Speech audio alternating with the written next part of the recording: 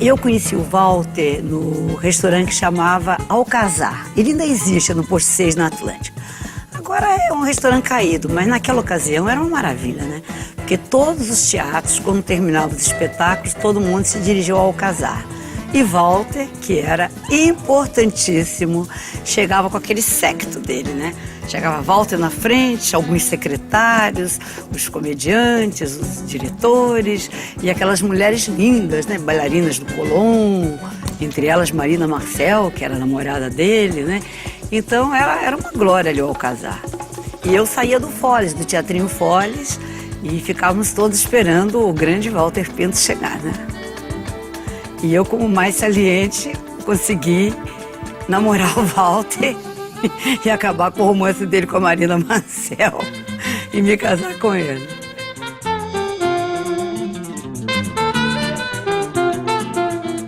O Walter, ele era um perfeccionista, né? Ele chegava a ser muito chato. O Walter era uma pessoa muito inteligente, mas ele era muito chato mesmo, porque tudo dele era perfeito e ele não admitia não acertar, fazer uma coisa. Em princípio, quem começava os ensaios da parte falada era o Paulinho Celestino, né?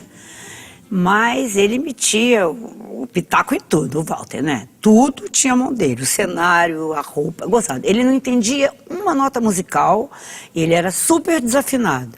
Mas ele falava pro Vicente Paiva assim, aqui eu não gostei assim, eu queria uma coisa assim, lá... Aí, o Vicente entendia ele, aí fazia, não, ainda não é, lá, era, entendeu? Ele sabia tudo, tudo. A roupa, ele metia o bedelho em tudo e saía maravilhoso, né? O Walter conseguia, numa peça só, ter Mesquitinha, gênio, Oscarito, gênio, Grande Otelo, gênio, gênio, Violeta Ferraz, maravilhosa. E depois vinha, tudo numa peça só, Zelone, Paulinho Celestino, que era o último, né? Era o mais novinho, seu Manuel Vieira, bárbaro, seu Pedro Dias. Gente... Isso tudo numa peça. Olha, basta dizer que o Walter nunca foi a Nova York, o Walter nunca viu nada na Broadway. E fazia aqueles espetáculos que até hoje nem em Paris são feitos, né? E chegavam perto, assim, das coisas do Moulin Rouge, do Folies Bergère, do Lido de Paris, né? Mas que ele ia muito lá. O Walter tinha uma orquestra com 70 músicos, meu bem. Sabe, com campanários, com 70 músicos, com violino. O Walter tinha, chegava todo ano com, por exemplo, com 12 bailarinas do Colón de Buenos Aires, com as modelos nus de Paris, lindas, que aqui não existia, entendeu? Então, o Teatro do Walter, você em Fogo na Jaca, tinha quadros da Marina Marcel, todas de ponta, balé de ponta. Uma grande tristeza do Walter é quando as pessoas falavam teatro rebolado. Ele falava, meu teatro não é teatro rebolado.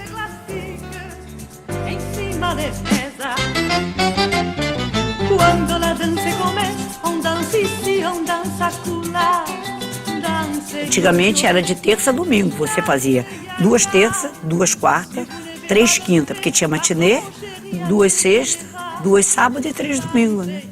O Walter fazia 1 ano a peça aqui. Essa peça lotava o ano inteiro, todos os dias. E ele fazia 30 dias em São Paulo. Mas ele não fazia 31 nem 32. Mas não adiantava, podia estar lotado, arrebentando. Ele não fazia. Tinha uma coisa muito certa também, que é a carpintaria de teatro, entendeu? Então, vai assim, de repente, se esse quadro tiver aqui, não dá certo. Mas se ele tiver aqui, é sucesso. Entende? Depende do que vem antes, que vai depois. E enxugar, né? Ele enxugava bem as coisas, ou seja, o negócio estava um pouquinho longo, ele sabia o que tirar, entendeu? Ele sabia tudo, ele era mestre, né?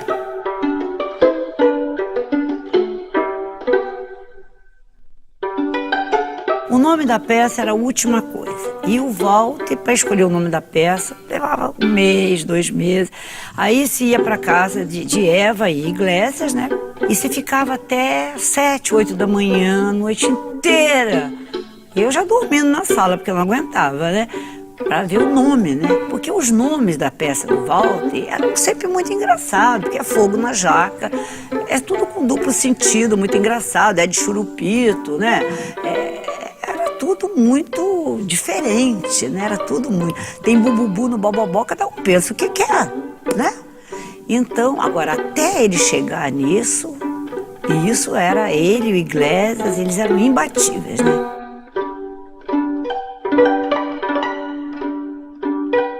Olha, eu trabalhei uma peça só com ele, foi O Diabo que a Carregue Lá Pra Casa, foi a última peça dele. E depois, no ano seguinte, ele juntou os 22 anos que ele tinha de teatro, ele juntou as peças e fizemos uma excursão pelo Brasil. E bastou isso para ele fazer meu lançamento. Daquele dia em diante, todo mundo... A Bibi Ferreira disse que até no Xingu deve ter um índio que sabe quem é Iris Bruce.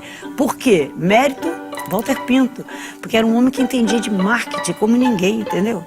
Como ninguém.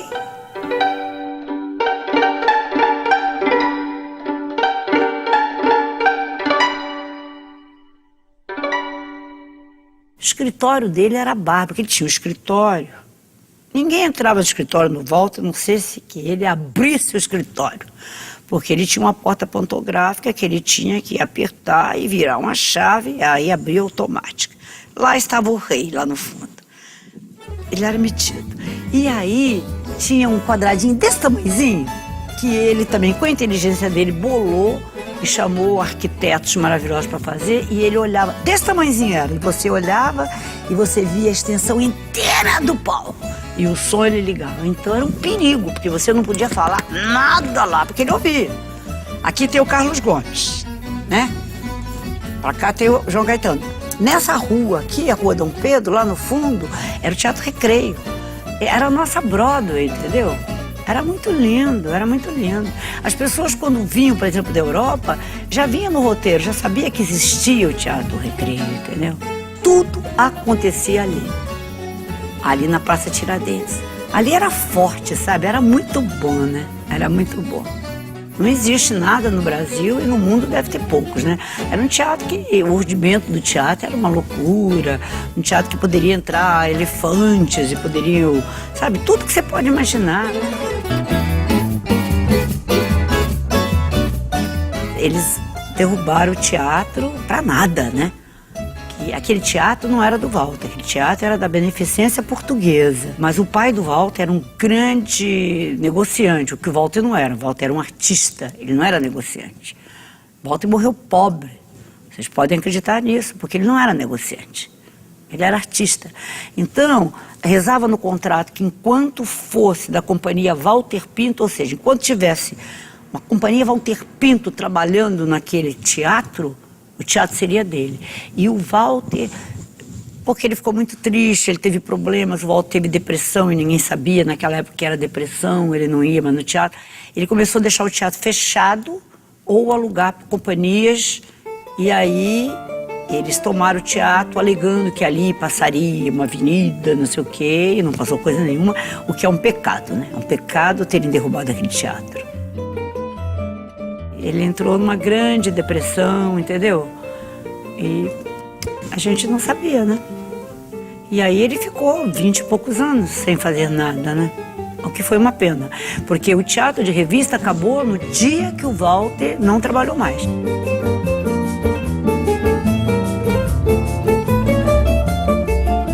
Ei, Waltão, tô falando de você.